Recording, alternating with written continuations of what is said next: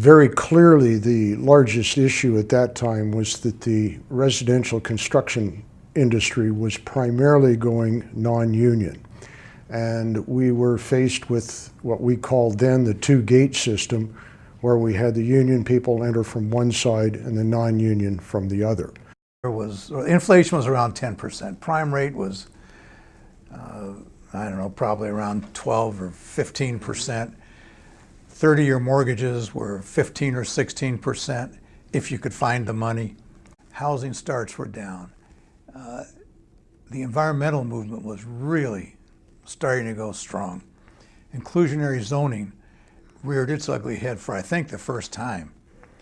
So we were fighting all of those issues, plus a lousy economy.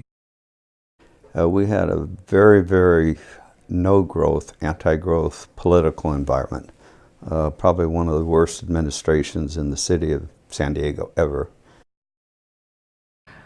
It was the no-growth sentiment, the no-growth efforts. We had just come off of the no-growth propositions in, I believe it was 88 and 89. I was president in 1990, so we were still reeling from the political wars of those no-growth petitions.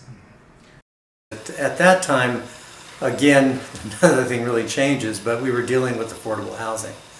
And during my tenure as the president, we actually created an affordable housing task force program.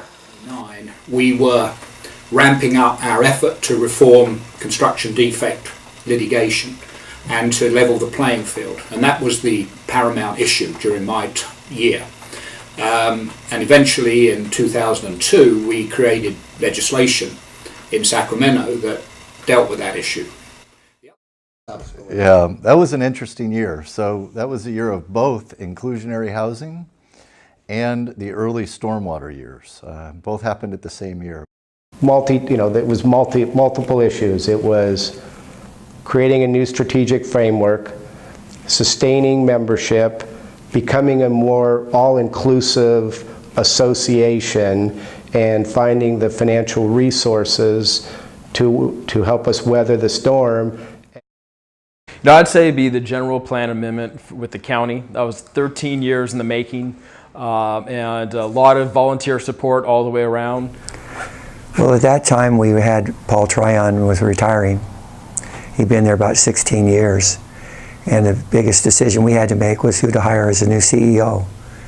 And we spent over 9 months looking and searching.